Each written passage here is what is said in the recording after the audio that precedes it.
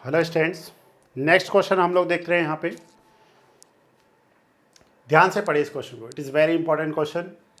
और देखिए स्टूडेंट्स, अब मैंने आपका पूरा बेस तैयार कर दिया है, ऐसा बेस तैयार कर दिया है कि आपको बड़ा मजा आएगा इस क्वेश्चन को सॉल्व करने में।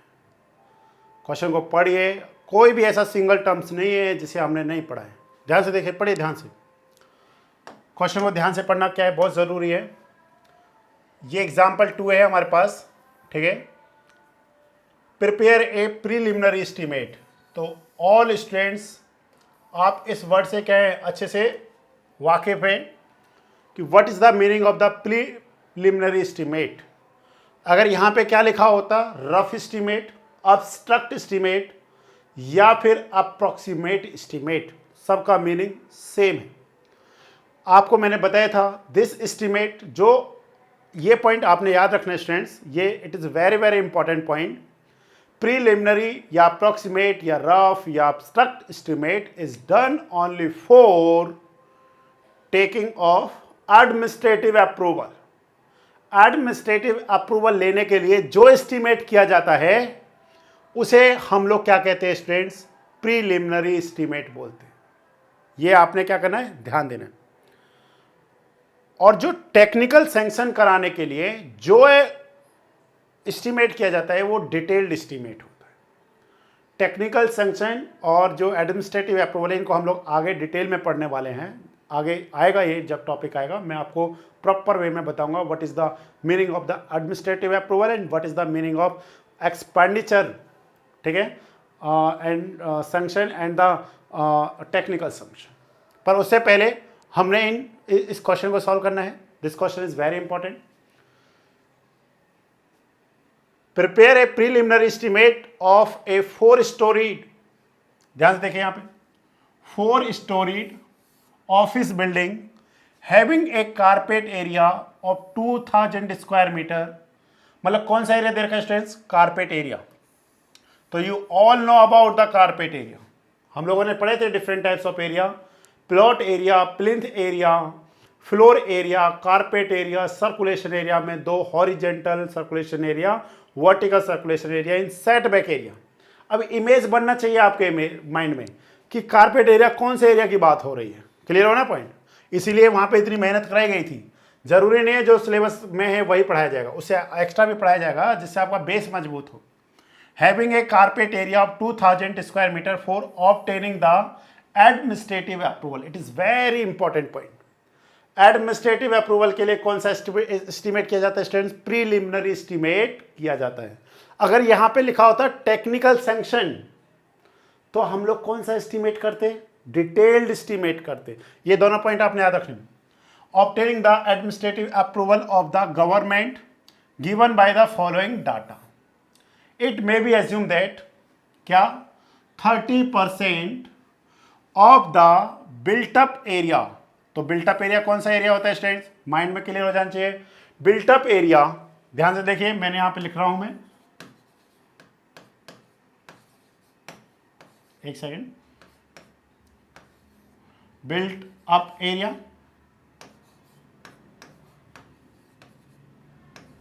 और दूसरा हमारे पास क्या था students, covered area.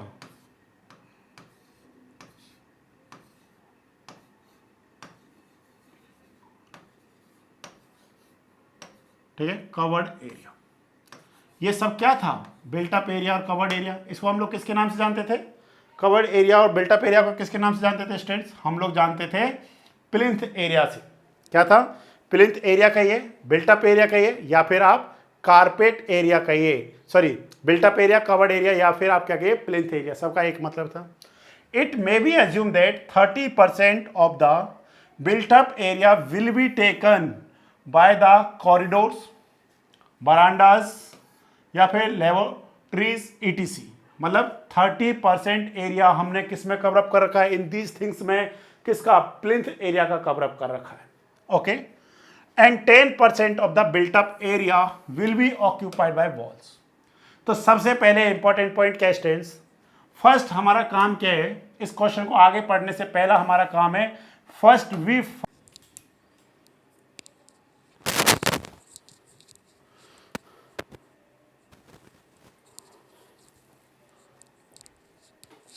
Okay students, हम लोग सबसे पहले यहाँ पे क्या फाइंड करना चाहते हैं? First we find the value of plinth area. ठीक है, क्या फाइंड करना चाहते हैं स्टूडेंट्स? हम लोग प्लिंथ एरिया फाइंड करना चाहते हैं।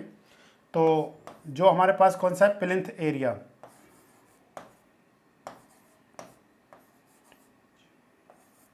ठीक है, प्लिंथ एरिया ये किसके इक्वल है? जो प्लिंथ एरिया है इसे हम लोग देखना चाह रहे हैं। प्लिंथ एरिया आपको अब समझ में आ जाना चाहिए कि प्लिंथ एरिया टोटल क्या होता है। टोटल प्लिंथ एरिया को हम लोग क्या लिखेंगे? Carpet area plus 30% area occupied by verandah, corridor and laboratories ETC. तो हम लोग यहाँ पे क्या लिखना चाहते हैं? हम लोग स्टूडेंट्स लिखना चाहते हैं यहाँ पे कारपेट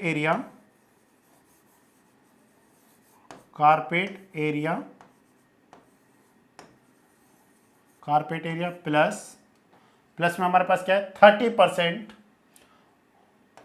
ठीक है, 30%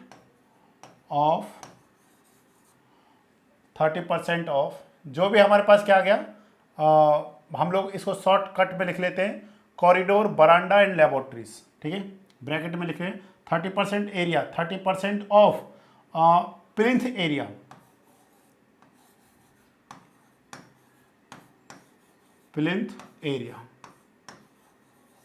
ठीक है, 30% ऑफ प्लिंथ एरिया जो किस में यूज किया जा रहा है ये आपको थोड़ा सा पता रहना चाहिए। इट इज यूज्ड इन किसमें? हमारे पास कॉरिडोर, वरांडा और किसमें? लेबोरेटरीज में। इसमें हम लोग क्या कर रहे हैं? इसको यूज कर रहे हैं।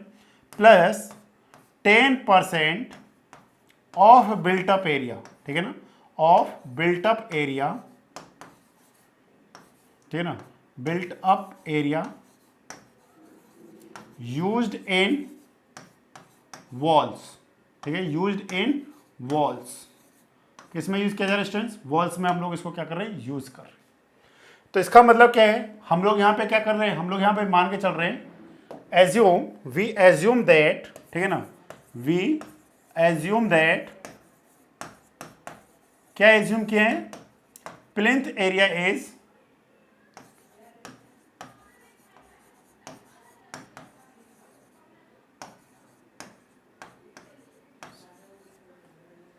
क्लियर हो गया? प्लिंथ एरिया हमने कितना मान लिया? x मान लिया। तो यहां से क्या इक्वेशन बन रही है हमारे पास? x इक्वल टू, ये जो कारपेट एरिया है, carpet area is equivalent 2000 metre square plus 30% of the plinth area used in corridor, verandah and laboratories. तो ये हो जाएगा हमारे पास 0.3 इंटू एक्स। लिख सकते हैं? नहीं लिख सकते।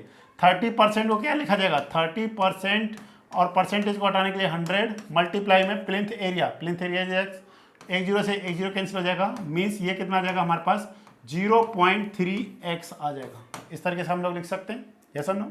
0.3x plus 10% of the built up area occupied by क्या? वॉल्स। मीन्स 0.1 कितना आ जाएगा स्टूडेंट्स? x हो जाएगा। तो टोटल हमारे पास कितना है? टोटल कितना आ जाएगा स्टूडेंट्स? x माइनस इन दोनों को इधर लेके आ जाइए, 0.3.1 means 0.4x। It is equivalent 2000 metre square. Totally कितना आ जाएगा? 0.6x equal to 2000 metre square. Means what is the x? x equal to 2000 divide में 0.6। सॉल्व कर लीजिए स्टूडेंट्स, पॉइंट को हटा करके पूरा चला जाएगा। 20,000 डिवाइड में हमारे पास कितना आ जाएगा? 6। तो 6 का टेबल सभी को आता है। 6 3 जा 18, फिर कितना है? 20, 6 3 जा 18। इस तरीके से हमारे पास क्या आ जाएगा? Meter square. What is this? This is the total built up area, या फिर हम लोग क्या कह सकते हैं? This is the plinth area. Yes और no? This is the plinth area. अब स्टूडेंट्स देखिए, आपको मैंने सारे समझाए थे वहां पे कि कारपेट एरिया कौन सा एरिया होता है? जहां पे कारपेट बिछाया जा सकता है, जहां पे आप जो लिविंग पर्पस के लिए जो एरिया को यूज किया जाता है। इसमें किस एरिया को यूज नहीं किया जाता कभी भी? इसमें जैसे कि कॉरिडोर, बरांडा, बाथरूम्स, किचन, स्टोर रूम्स, इन सबको कंसीडर नहीं किया जाता है। बालकनीज को भी कंसीडर नहीं किया जाता है, इवन जहाँ पे हम लोग खाना पीना खाते हैं उस एरिया को भी कंसीडर नहीं किया जाता है। मीन्स सिर्फ उसी एरिया को हम लोग यूज़ करते हैं जहाँ पे हम लोग लिविंग पर्पज़ के लिए यूज़ किया जाता है। और वहाँ पे हमने बताया भी था आपको, एग्जाम में काफ़ी बार पूछा भी जाता है कि carpet area of the plinth area का कितना कंसिडर किया जाता है for residential buildings and for official buildings. काफ़ी बार ये क्वेश्चन फ्रेम होता है। तो आई थिंक यहाँ से आपको एक कंसेप्ट क्लियर हो गया कि what is the plinth area. तो what is the plinth area students, तो हम लोग यहाँ पे लिख रहे हैं प्लिंथ एरिया इक्वल टू कितना हमारे पास student, plinth area is equal to 3333.33 क्या मीटर स्क्वायर। अब आप देखिए, अब ये क्वेश्चन सेम जो लास्ट वाला क्वेश्चन था उसी की तरह बन गया है, क्योंकि लास्ट वाले क्वेश्चन में हमको क्या दे रखा था, वहां पे डायरेक्ट हमारे को 1500 स्क्वायर मीटर दे रखा था प्लिंथ एरिया। बाकी सारी टर्म्स क्या है हमारे पास सेम है, बाकी सारी टर्म्स को हम लोग क्या कर लेते हैं, फाइंड कर लेते हैं। First what is the building cost, what is the building cost. First क्या है हमारे पास, बिल्डिंग कॉस्ट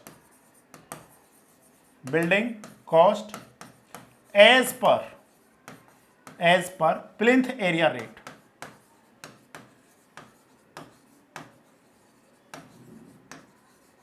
ओके स्टूडेंट्स, तो क्या था हमारे पास, हम लोग लिखेंगे इसको प्लिंथ एरिया मल्टीप्लाई में plinth area rate. Okay students, plinth area rate. तो what is the plinth area, multiply में what is the plinth area rate. तो प्लिंथ एरिया रेट हमारे पास क्या students, plinth area rate is 950, ठीक है, 950 पर स्क्वायर मीटर।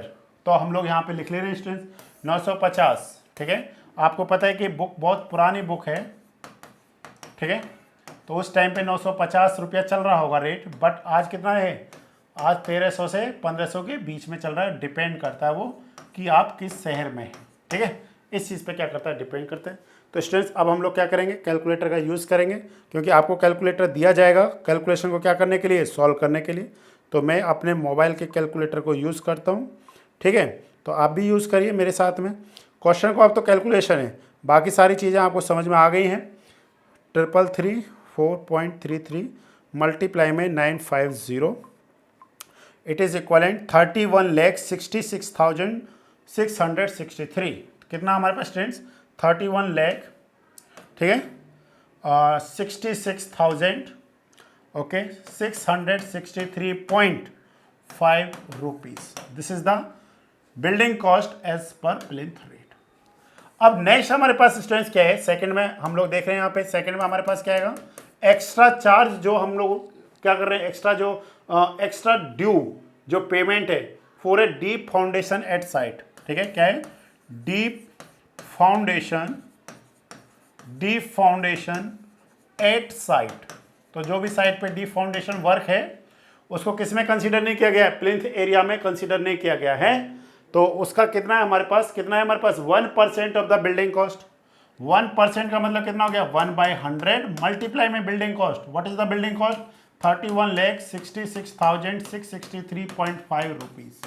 अब आपको आज एक पॉइंट तो समझ में आ जाएगा कि जब बड़े बड़े प्रोजेक्ट्स होते हैं तो उसका 1% भी कितना होता है, देखिए ध्यान से आज।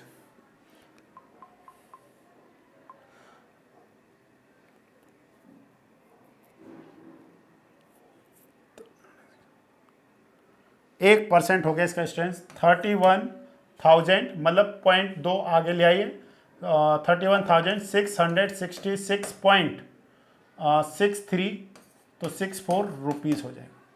ये हो जाएगा 1% किसके लिए, डी फाउंडेशन एट साइट के लिए हम लोगों ने यूज़ किया है। Next one is the extra for special architectural, ठीक है। तो नेक्स्ट है हमारे पास थर्ड, स्पेशल फॉर आर्किटेक्चरल। तो ये हमारे पास कितना है स्टूडेंट्स, इस केस में हमने लिया है 0.5% of the building cost, means 0.5 multiply में कितना जाएगा, building cost means 31 lakh, divide में 100 कर दीजिए, या आप इस कॉस्ट का हाफ कर दीजिए, बात एक ही है।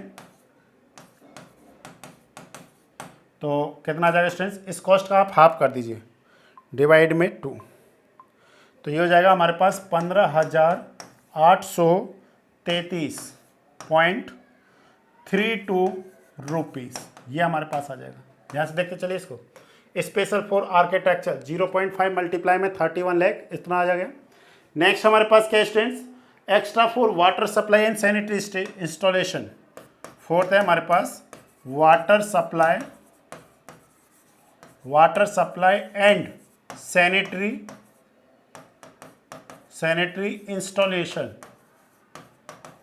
इंस्टॉलेशन, इसमें कितना आ जाएगा माय डियर, इन्होंने लिया है यहाँ पे 6% of the building cost, means 6/100 multiply कितना आ जाएगा हमारे पास 31,66,663.5 रुपीज़। तो आप जो ये कॉस्ट है इससे डायरेक्ट 6 से मल्टीप्लाई कर सकते हैं, ठीक है। तो हम लोग देख रहे हैं इसको,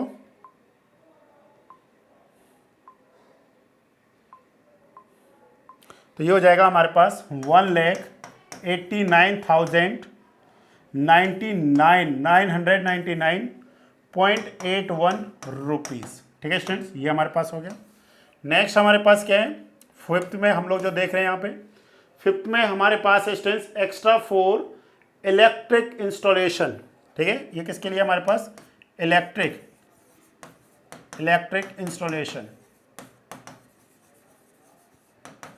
इलेक्ट्रिक इंस्टॉलेशन के केस में हम लोगों ने कितना पढ़ा था वहाँ पे, 8% फॉर इलेक्ट्रिकल वर्क के लिए और 4% किसके लिए था, इलेक्ट्रिक फैन के लिए था। तो यहाँ पे इन्होंने कितना दे रखा है 12.5%, तो 12.5% ऑफ द बिल्डिंग कॉस्ट। तो आप इसको करिए, कितना आ जाएगा टोटल, सारा कैलकुलेशन करते चलिए, सारा पॉइंट आपको क्या आ जाएगा, क्लियर हो जाएगा, ठीक है।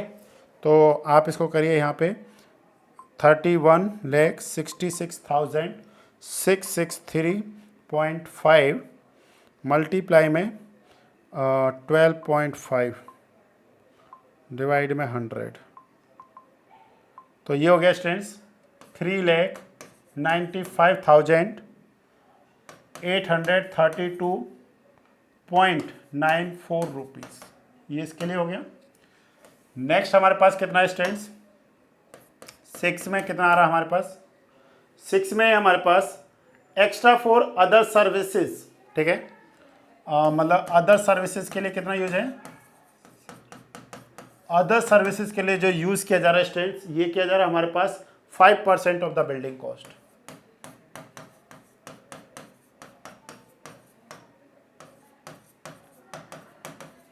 करिए इसको सॉल्व, सारा कुछ सॉल्व कर लीजिए।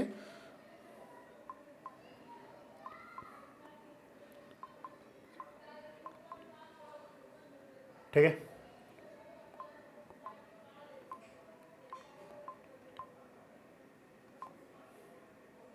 ये हो गया हमारे पास 1,58,833.175 रुपीज़, ये हो गया हमारे पास। नेक्स्ट हमारा क्या दे रखा है क्वेश्चन में, कंटीजेंसीज।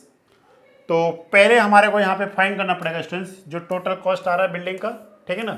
टोटल कॉस्ट जो हमारे पास बिल्डिंग है प्लिंथ एरिया के बेसिस पे, इन सारी चीज़ों को हम लोग क्या करते हैं, पहले ऐड करते हैं, देन हम लोग यहाँ पे पता करेंगे।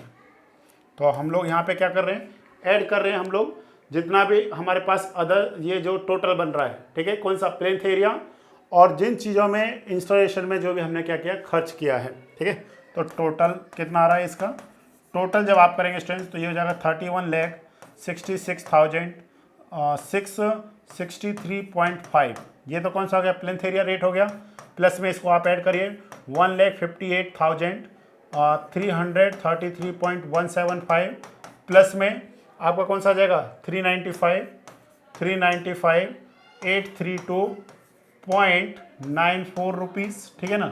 प्लस में आप क्या करिए 1 लाख, प्लस में कितना हमारे पास, ठीक है ना, प्लस में हमारे पास है 1,89,999.81 प्लस, ठीक है, रुपीज़ में।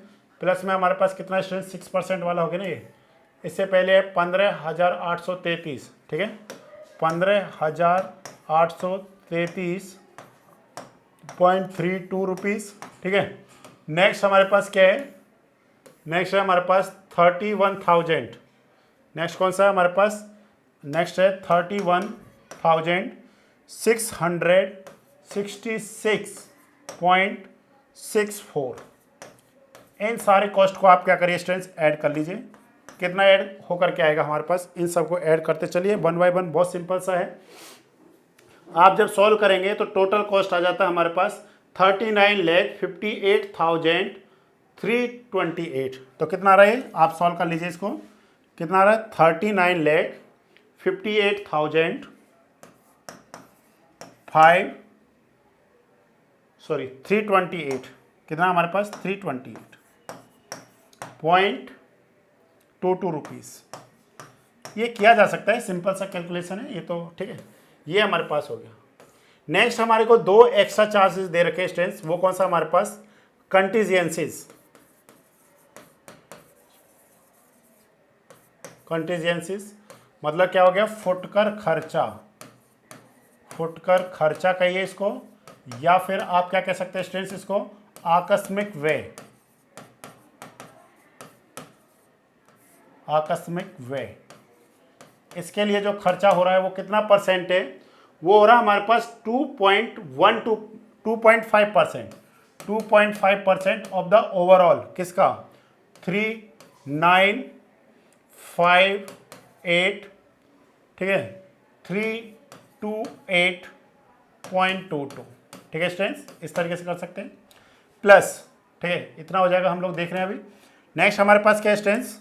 सुपरविजन चार्जेस, ठीक है। नेक्स्ट क्या है हमारे पास? Supervision charges.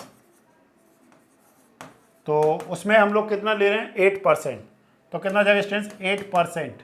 8 मतलब कितना हो गया? 2.5% तो डिवाइड में 100 करना पड़ेगा। 8% है, तो इस परसेंट को हटाने के लिए हम लोग क्या करेंगे? मल्टीप्लाई 100, ठीक है ना, सेम मल्टीप्लाई कितना हो जाएगा? 3958328.22। तो इसे हम लोग क्या लिख सकते हैं? वैसे क्या लिख सकते हैं अगर इसको ऐड करेंगे? तो देखिए 2.5 और 8 कितना हो गया? 10.5 डिवाइड में 100, मल्टीप्लाई कर लीजिए इसको 3958328.22 से। तो सिंपल सा हम लोग क्या कर रहे हैं यहाँ पे, देखिए हम लोग लिख रहे हैं यहाँ पे 10.5 मल्टीप्लाई में इस पॉइंट को यहाँ पे लगा दीजिए, तो 100 का डिवाइड कर दीजिए, तो ये हो गया 39583 पॉइंट हो जाएगा 28। तो स्टूडेंट्स ये टोटल आ जा रहा है हमारे पास 41 लाख, ठीक है ना, 41 लाख, सॉरी कहीं गड़बड़ आ रहा है,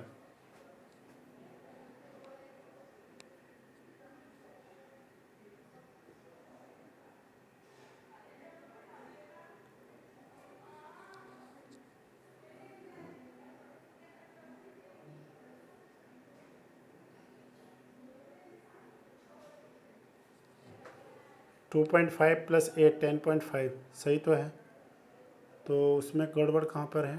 10.5, एक सेकेंड स्टूडेंट्स।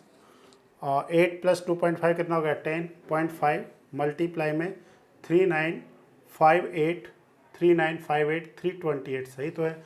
39,58,322, ठीक है। अब इसमें कहाँ पे गड़बड़ हो रहा है? ये हमारे पास हो रहा है 2.5 और ये कितना हमारे पास, ठीक है, ये हमारे पास कितना आ जाएगा? 2.5।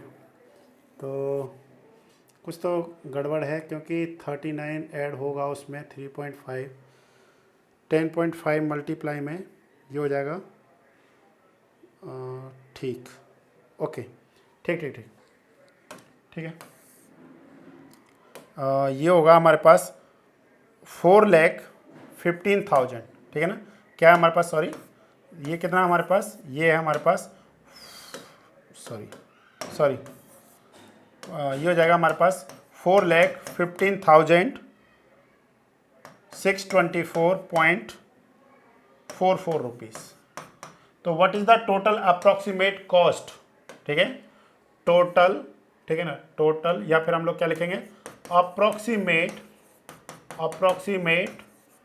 Cost of 4 story office how much students, ये हो जाएगा टोटल कितना है हमारे पास 39,58,328.22 प्लस में किसको ऐड करना है 4,15,624.44 रुपीज़, इसको आप ऐड कर दीजिए।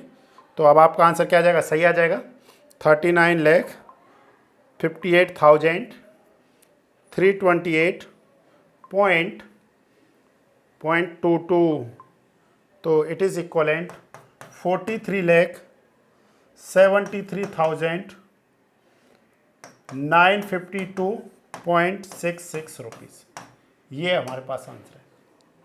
तो स्टूडेंट्स यहाँ से आपको क्या हो गया, कंसेप्ट क्लियर हो जाएगा। ठीक है, यहाँ से हमको क्या हो गया, एक कंसेप्ट क्लियर हो गया कि what is the carpet area, किस तरीके से आप एक अप्रॉक्सीमेट कॉस्ट को क्या करते हैं, फाइंड करते हैं। तो आप इस तरीके से क्या कर सकते हैं, क्वेश्चन को सॉल्व आउट कर सकते हैं। आई थिंक आपको ये सारे पॉइंट्स क्या हो गए, क्लियर हो गए। आप इस क्वेश्चन को अपने नोटबुक में लिख लीजिए, उसके बाद खुद से एक बार ट्राई कीजिए, उसके बाद भी अगर कोई डाउट आता है तो फिर आई एम विद यू। ठीक है, तो मुझे नहीं लगता कोई डाउट आना चाहिए, बट फिर भी पता नहीं चलता है, डाउट आ जाएगा तो आ ही जाएगा। तो सारी चीज़ों को हमने समझा है। नेक्स्ट वीडियो में हम लोग पढ़ेंगे students detailed estimate. Okay students, thank you.